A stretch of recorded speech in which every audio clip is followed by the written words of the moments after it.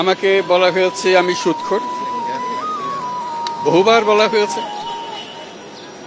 আপনারা সেটা গ্রহণ করেন নাই, কারণ গ্রামীণ ব্যাংকের মালিক আমি না। সুদ যদি গ্রহণ করে থাকে, সে গ্রামীণ ব্যাংকের মালিকেরাই গ্রহণ করেছে।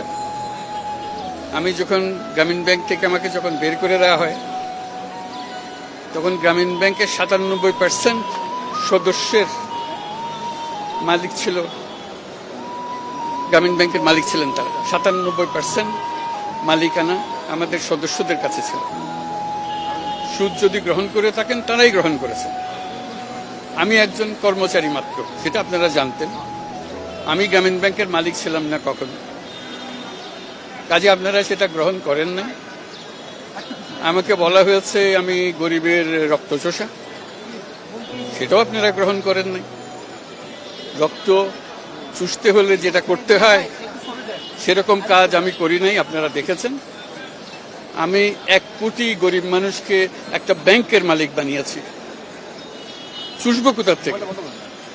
তাদেরকে মালিকানা দিয়েছি, আর কেউ তো দেন এই পর্যন্ত। এটা তো সত্য ঘটনা, এখনো আছে তারা মালিক।